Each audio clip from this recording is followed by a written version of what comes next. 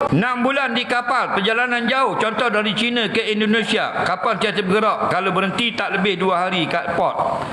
Bolehkah saya jamak setiap hari? Kamu dikira ginilah, kalau mu nak comel, mu semayang macam biasa, kerana jadi tempat tinggal kamu dah. Okey, kalau yang belayar sekali-sekala itu tak ada masalah, supaya keluar pada khilaf ulama yang mewajibkan semayang macam biasa. Soalan seterusnya, saya selalu jatuh berbuat dosa yang sama je, walaupun banyak kali telah berubah. Tolong berikan caranya. Caranya yang pertama, kita tengok kenal pasti apa benda yang membantu kita buat benda itu. Kawan-kawan ni lah, kita left group sekejap. Tak apa, bukan pula tu satu rahim, tujuan nak tinggalkan dosa.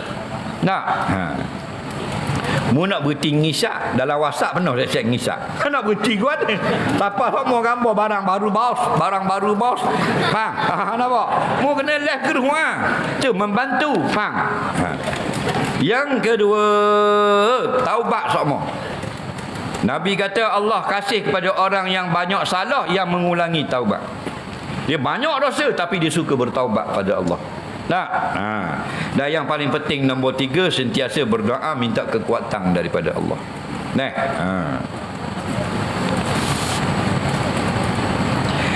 Saya kena stroke dulu beberapa tahun, banyak hilang ingatan tentang solat.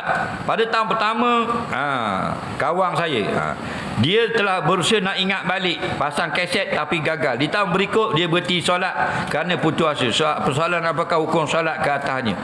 Dia ni kawan dia kena penyakit angin. Bila kena penyakit angin, banyaklah tak boleh baca semayang. Sekarang molek dah, cuma ingatan tu tak berapa ingat. Jadi dia malas semayang dah pasal perah. Banyak dah tak ingat. Hukumnya berdosa. Tidak ada boleh berhenti semayang. Lagi ada akal sempurna, wajib kena solat. Takat mana mu ingat, takat tu baca. Apa yang tak ingat, dimaafkan pada syarak. Orang lain wajib baca semua, mu boleh baca separuh saja, kerana mu orang yang kepayahan. Al-masyaqqah tajlibu taisir, kaedah kita orang yang dalam kepayahan diringankan hukum, tak sama macam orang lain. Tak boleh tinggal semayang. Soalan seterusnya, saya ada printer kepunyaan saya di pejabat tempat saya bekerja. Boleh tak saya guna printer itu untuk kerja-kerja peribadi? Walaupun kepunyaan saya tapi menggunakan elektrik pejabat. Jawabnya mesti dapat izin pejabat. Faham lagi? Betul dah. Barang kita dah kalau bawa pasir basuh pergi pejabat. Faham? Bawa apa semua tak boleh. Kena ada izin kerana kita menggunakan sumber tenaga yang dibayar oleh orang lain. Lepas tu kalau kita mari semayang buka kipas, boleh pasal mari semayang. Ni panas di rumah, mari buka kipas sejuk. Faham? Nampak? Panas di rumah, mari duduk sejuk panas. Takut-takut jadi haram.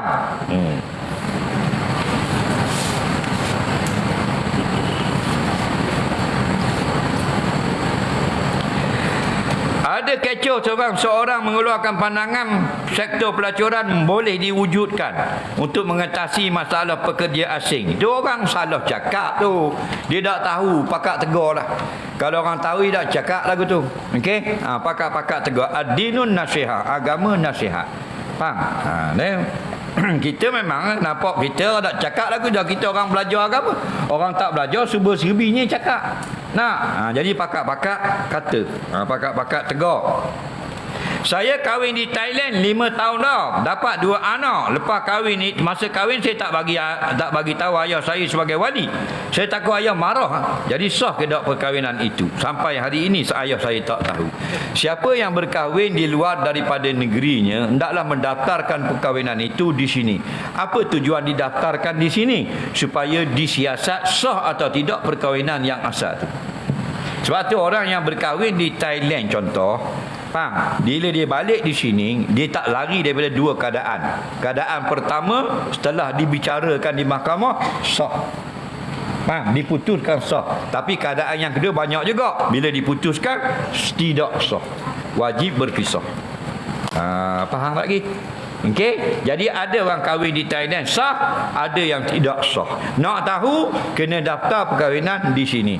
Di sini akan cek siapa tu wali, kenapa nikah jauh, wali tahu ke tidak, siapa jadi saksi, lagu mana lapang akad. Oh, sah. Oh, tidak sah. Faham? Nak putus ini tak boleh nak jawab. Okey?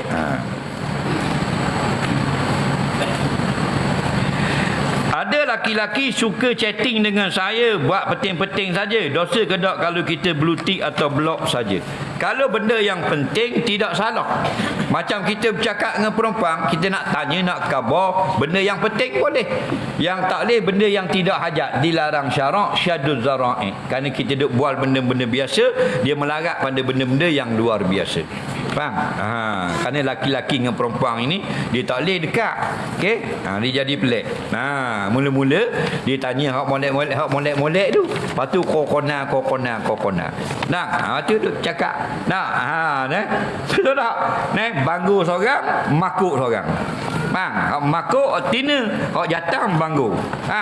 Mula tanya dulu, mak wak nasi. Dagang dia ubuh benda, kakak suruh tanya. Okey lagi. Masuk ke sebelah malam dah. Awak rambut keriting ke luruh? Awak lelaki kan apa? Kiu. Dah tak apa-apa lalu.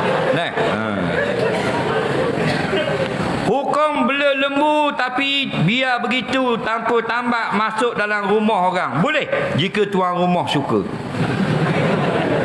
Lembu dia masuklah tanah orang. Boleh tuan tanah suka. Tuan tanah kita lama dah masuk lembu dalam tanah kita. Lepas ke macam siang ke dia. Kita pun rindu nak tengok.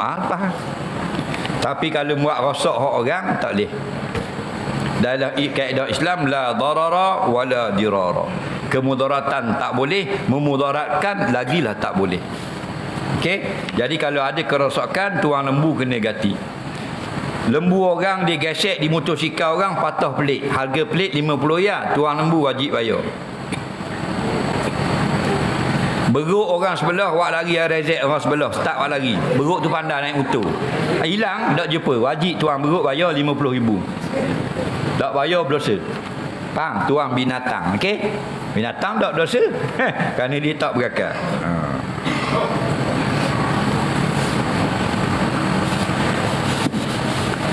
Ilmu yang wajib kita belajar ketika kita masih hidup wajib ain. Kalau wajib ain, ilmu tauhid biar mengenal Allah. Yang kedua, ilmu syariat biar tahulah bagaimana semayang ibadat kita betul dan bila tahu apa halal apa haram.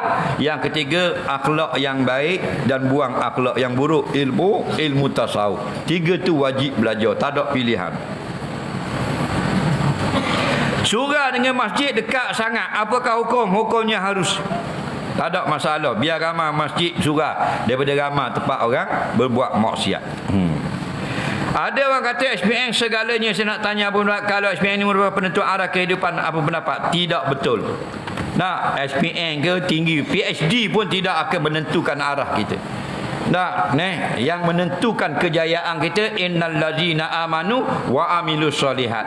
Wahai orang-orang, sesungguhnya orang-orang yang beriman, sahih imannya, beramal soleh.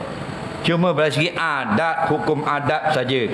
Apabila kita ilmu kita lebih banyak, maka itu lebih baik bagi kehidupan kita. Tapi yang menjamin kehidupan, dhaminul hayatin nas, yang menjamin hidup manusia, Allah, tiada lain daripadanya. Wa ma min dabatin fil ardi illa 'ala Allahi rizquha. Tidak ada sesuatu pun yang hidup di bumi, Allah yang jaga rezekinya. Orang lain tak ada kena-mengena. Faham? Kita ibadah puasa wajib sunat seperti puasa, macam mana kita nak tahu ibadah kita diterima atau tidak? Bukan kerja kita terima atau tidak. Itu kerja Allah, jangan capuk. Faham? Cuma tanda-tanda amalannya diterima, dia rasa senang dengan benda-benda akhirat. Faham? Dia rasa takut kepada Allah. Dia rasa takut kepada perkara-perkara dosa. Faham? Tanda ibadat-ibadat itu mulai diterima. Soalan seterusnya, kena qada balik tak solat sebab tersalah baca syahadah di tayat akhir? Kita baru tahu kita tersalah, bagaimana nak ingat balik berapa banyak yang kena qada itu? Tengok apa yang salah. Kalau salah itu ijma' ulama, kena qada balik. Kalau salah itu ada khilaf pada yang kata sah dan tidaknya, tak perlu qada balik, akan datang buat yang betul. Okey, tak tahu banyak mana yang salah. Contoh memang dia salah, tak baca tasyahud terus tahiyat akhir. Maka memang tak sah solatnya. Okey, maka tengoklah, anggarlah. Rasa-rasa banyak ni kiranya, maka sudah memadai. Tak, kita tak wajib cari anggar bilangan yang tepat kerana masa sudah berlalu. Soalan seterusnya. Masa rakaat kedua mari rasa was-was. Tadi baca atau tidak Fatihah? Jawabnya al-aslu al-adamu, asal belum baca. Maka Fatihah yang pada yang pertama tadi kira tidak dibaca, rakaat kedua jadi rakaat pertama. Faham lagi? Kita sampai rakaat kedua baru berasa dalam hati, aku baca tak Fatihah tadi, rakaat pertama, hukum tak baca lagi. Okey, tapi kalau salam dah tak ada masalah. Assalamualaikum warahmatullahi wabarakatuh. Assalamualaikum warahmatullahi wabarakatuh. Baca tak Fatihah? Tak ada. Hukum baca belaka dah. Kerana gangguan syaitan saja selepas salam. Kerengga betina masuk dalam kain saya. Saya kenyek. Najis ke tidak?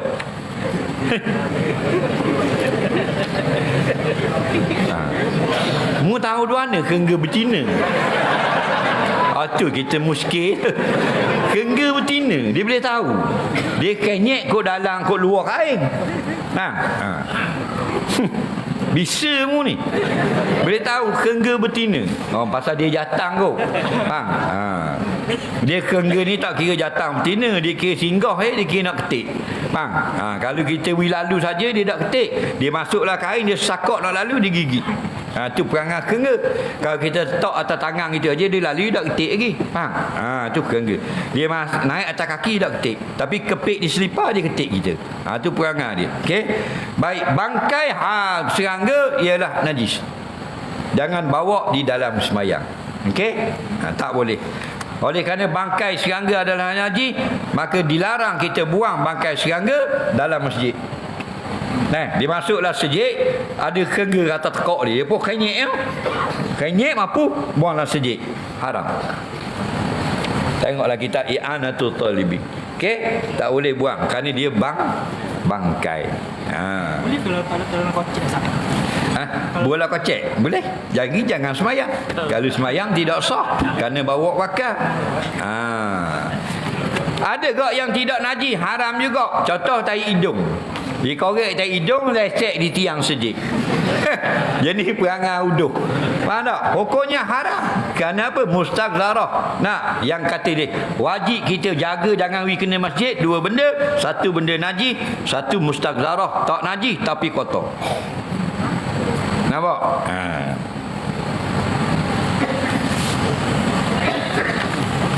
Bolehkah kita guna duit tabung masjid untuk yang bukan masjid? Seperti bagi ziarah orang sakit, beri sumbangan dapur orang miskin, atau beri sumbangan pada anak yatim. Dengar baik-baik. Tabung untuk kebajikan masjid tak boleh digunakan melainkan untuk maslahat kepada masjid saja. Hak lepas-lepas istighfar, mohon maaf pada Allah. Kita tak erti. Rabbana la tu'akhidna in nasina aw akhtana. Wahai Tuhan kami, jangan seksa kami. Kami banyak salah dulu. Kami banyak tak betul, tak erti. Tak boleh. Sebab tu nak buat kutipan masjid, buat gini. Tulis di tabung kebajikan masjid dan penduduk sekitar. Jadi kalau ada kebakaran apa semua rumah belakang masjid, boleh ambil 5,000 duit masjid. Duit masjid ada 50,000. Rumah Pak Mak terbakar, boleh ambil 5,000 beri pada Pak Mak. Tapi kalau tabung kebajikan masjid tak boleh. Tabung pengurusan am. Pengurusan am boleh Kalau tabung pengurusan masjid tak boleh. Faham lagi? Itu kena pandai. Okey? Macam kita kutip malam ni, tabung kita kutip malam ni untuk Maulidur Rasul. Faham? Kata ulama untuk Maulidur Rasul yang boleh guna. Kita nak buat jamu Maulidur Rasul kat gigi habis 2,000 lebih 1,000, nak beli kipas dah boleh. Kerana umum Maulidur Rasul. Jadi 1,000 lebih tu kena bakar tarpang pula Maulidur Rasul. Faham lagi? Tu panggil khusus.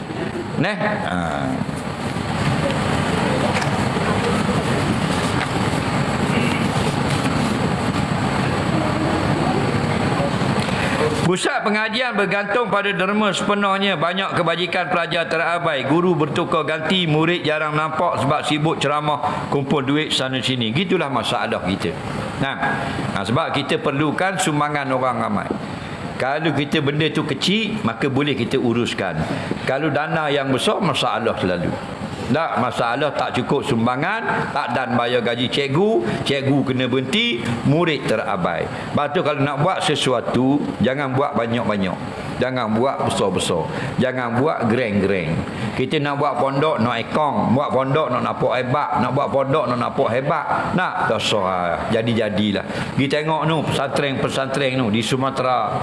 Nak, di Bengkalis, di Aceh, di apa ni di Sumatera Barat, di Cirebon, tak, di Kalimantan, pondok macam mana? Pondok-pondok kecil je. Rumah buruk-buruk je. Kitab besar-besar mengaji. Kita ekong belaka, kita ada haluh je. Nampak tak? Bukan salah. Tapi kebanyakan ni nak nampak hebat. Kalau kaya sungguh tak apa. Ni nak minta orang mula tak ada tanah, beli tanah pitih orang. Lepas tu ada dah tanah nak buat bangunan, minta pitih orang pula. Bila siap bangunan nak cari cikgu, cari pitih juga. Bayar bulan minta pitih orang juga. Jadi minta pitih semua jadi masalah pada orang yang tukang minta pitih. Faham? Soalan seterusnya.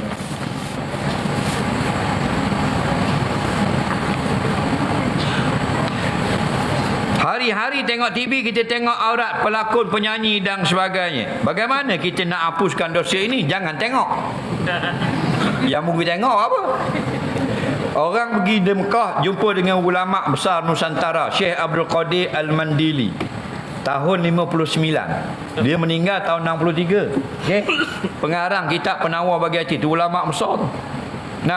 Orang tanya hukum tengok tali basing. Dia kata hukum tengok tali basing ni tak ada. Tak ada hukum tali basing. Kena tengok apa yang tubik dulu. Tubik benda yang harus tengok, hukum tengoknya harus. Tubik benda yang haram tengok, hukum tengoknya haram. Dia gitu. Faham lagi? Jadi bermakna di situ apa yang keluar dari internet, dari televisyen, ada yang halal tengok, ada yang haram tengok. Mungkin tengok orang puan joget yang punggung papi-papi kecok kopek catok, dosa lah. Tengok kau cerita binatang, Animal Planet, kengga belawang dengan ikan paus,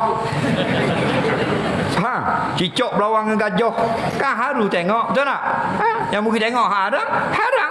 Mu tengok halal, halal. Mu tengok benda yang halal, kisah gunung berapi, kisah gempa bumi, kisah binatang, ingat kepada kuasa Allah, boleh pahala pula. Faham? Makmum ikut imam yang sedang solat sunat. Makmum ikut imam sebab ingat imam solat fardu. Dengar baik-baik orang setiu. Semua solat boleh ikut. Imam semayang fardu, makmum semayang fardu lain boleh. Contoh, imam fardu zuhur, makmum fardu asar, sah. Imam sunat lain, makmum sunat lain, sah. Imam semayang sunat asar, makmum semayang sunat nikah, sah. Imam semayang fardu, makmum semayang sunat, sah. Imam semayang isya, makmum qada zuhur, sah. Imam semayang sunat duha, makmum sunat taubat belakang, sah. Faham lagi? Yang tak sah dua saja semayang, semayang gerhana, semayang mayat. Semayang gerhana ada berapa? Ada dua. Gerhana matahari dan gerhana bulan. Dacing tak ada. Gerhana matahari, gerhana bulan. Okey, orang lain tak boleh ikut. Kerana dia semayang gerhana ni satu rakaat, dua kali Fatihah, dua kali rakaat. Faham lagi? Dia lain. Dan yang kedua tak boleh ikut semayang mayat, semayang jenazah. Jangan imam semayang jenazah, makmum ikut semayang asar. Balik awal. Faham? Dak rakaat pas sudah. Imam dak rakaat, makmum pula pergi tegur subhanallah. Tak boleh. Datang lambat semayang subuh, kena tambah 1 rakaat, kena baca kunut kedok lagi. Dengar baik-baik. Imam rakaat kedua, makmum baru sapa. Faham? Mari lambat. Jadi makmum rakaat pertama, imam rakaat kedua. Bila habis rakaat, imam pun Allahumma dina fi man hadait. Makmum amin amin. Okey. Ganti lepas pada salam, makmum naik tambah rakaat. Maka makmum lepas rakaat rakaat kedua sunat baca kunut. Dah tadi baca dah. Tadi bukan tempat baca kunut, tadi ittibaul imam, ikut imam saja. Faham? Soalan seterusnya. Saya makmum masbuk solat zuhur. Lepas tayat akhir imam sujud sahwi. Saya kena ikut ke tak? Jawabnya, kalau imam sujud sahwi, wajib makmum sujud sahwi. Kalau makmum tak sujud, maka batal solat makmum. Kata ulama fiqh, iza sajadal imamu sahwa, apabila imam sujud sahwi, nampak sajadal makmum, hendaklah sujud juga oleh makmum, ikut imam. Wa illa, dan jika tidak, yakni jika makmum tak ikut sujud sahwi imam, batalat salatuhu, batal solat makmum. Faham? Saya kahwin di Thailand dah, balik Malaysia kahwin pula sekali lagi. Apakah hukum? Tak tahu. Apa sebab? Kalau sudah sah sekali lagi, tak boleh mempermainkan hukum. Kalau tak tahu sah ke tidak, kena kahwin sekali lagi. Faham lagi? Orang yang sudah sah dah takbir, pergi takbir sekali lagi, batal solat dia. Orang yang takbir yang pertama tidak sah, takbir yang kedua sah solatnya. Faham lagi? Jadi tak boleh ibadat buat main-main. Batu kalau orang akad nikah, kalau sah dah, tak usah buat sekali lagi. Tu ibadat kata. Kalau tak berapa jelas, baru buat sekali lagi. Ni pengantin jawab molek dah. Aku nikahkan akan nikah warna hijau bin biru dengan orang binti kelabu asad, dengan mas kahwinnya RM100 tunai. Jawab pengantin, aku terimalah nikahnya dengan mas kahwin yang tersebut itu. Kuat jawab. Aku ni kamu, Cik Imam, sah. Tu bila, sah. Noja, sah. Fungsi, sah. JPKK, sah. Tahu dah sah, tapi dah golek 2 kali. Buat kali lagi lah. Kali lagi lah. Tu dah boleh. Sah dah. Baru buat sekali lagi. Yang buat sekali lagi tu tak berapa putih. Yang ni kata sah, ni kata tak sah. Sekali lagi. Faham? Gitulah kahwin. Dah sah dah, tak sah nikah dah. Sah dah.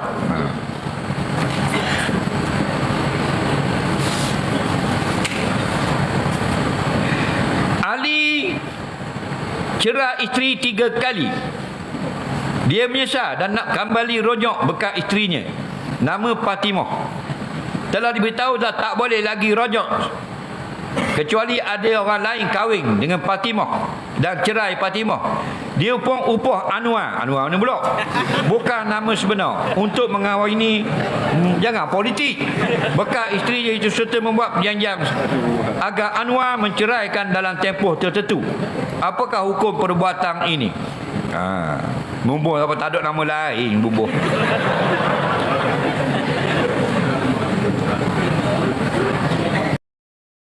Baik, Ali bini dia nama Fatimah. Ali dengan Fatimah bercerai talak 3. Okey. Bila cerai talak 3, tak boleh nak baik dah. Orang kata mu tak boleh baik dah.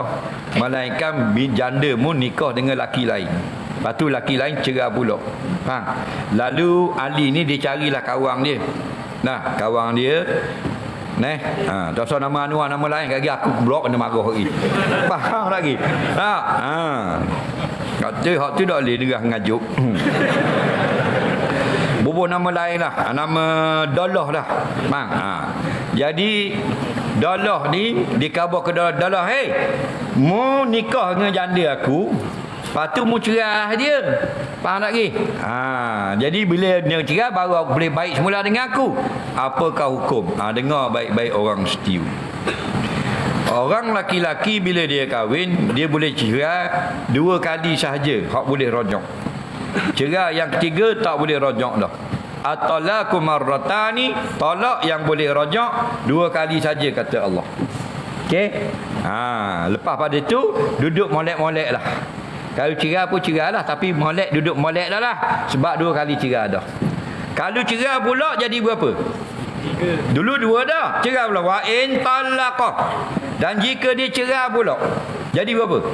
3. Fala tahillu lahu min ba' hatta tankiha zaujan ghairah. Tak halal dah berbaik dengan laki dulu, tak boleh dah. Melainkan kena nikah dengan laki baru. Ni. Okey. Syarat nak boleh baik semula dengan janda kita talak 3, ada 4 syarat. Syarat yang pertama, dia bernikah dengan suami baru. Syarat yang kedua, dia dijima oleh suami baru. Syarat yang ketiga, diceraikan oleh suami baru. Syarat yang keempat, habis edah dengan suami baru. Ingat tak? 4 syarat. Jadi kalaulah dalah ni dia pergi nikah, lepas tu dia jima, lepas tu dia cerai, sah nikah dengan janda lama namanya Ali tadi. Tapi perbuatan pakat tu haram, kena laknat. Sebab Nabi sebut la'anallahu muhallila wal muhallalah. Allah laknat tak kepada suami baru yang tukang halal dan suami lama yang tukang suruh. Dua-dua kena laknat, termasuk isteri tadi. Faham tak? Soalan seterusnya,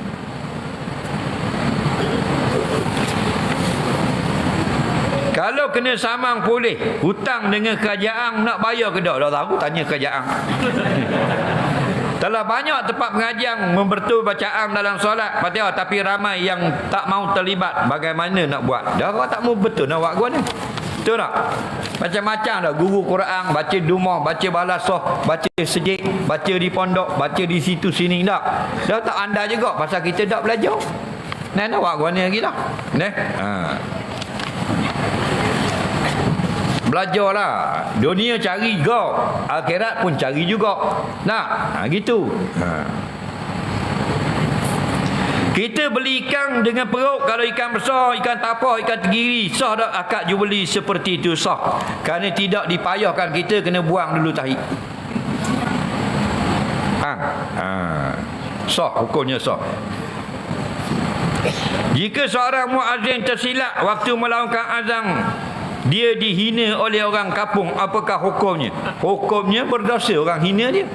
Kerana apa? Kerana sebut manusia ni memang tersalah. Yusamal insanu insanil kasratin nisyan. Kata pepatah Arab, dinamakan manusia insan kerana banyak salah. Yang tak salah Allah. Betul tak? Jadi kalau lebih degil juga, tak pandai nak tebang juga, baru kita marah, baru kita kutuk. Ni orang tersalah, jangan. Imam Masjidil Haram salah baca. Betul tak? Cuma kalau orang yang tak boleh nak azan juga, orang nak latih Bilal lain tak mau tak mau letak jawatan, baru kita marah. Itu bukan salah, tu kerak-kerak panggil. Dia orang panggil Tok Bilal apa benda, pelepah pisang. Pelepah pisang kalau dia buruk jatuh. Jatuh tak? Jatuh. Mu kena kerak. Dia dah jatuh tanah. Gantung itu dibokok. Kering pun dah jatuh. Mu kena kerak. Jenis gitu. Bang orang dah dengar dah. Tak mau letak jawatan. Jadi orang kampung susah nak tahu waktu mayat. Dia bang dah sejik, orang duduk tangga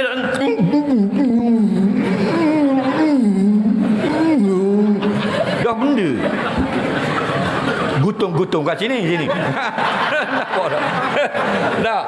Dah kalau siapa tangga tu letak jawatan lah. Bukan orang tak berahi, faham? Kerana Nabi kata kalau nak azan orang yang suaranya jelas. Nabi kata mu lantik Bilal Ibn Rabah tu, suruh dia bang. Fa innahu anda sautan minka. Kerana Bilal suara dia kuat daripada mu. Faham? Dia bang sini tu, dapat anak ikan tu. Nah, itu Bilal Ibn Rabah, anak kuat. Ni dapat tangga tak dengar.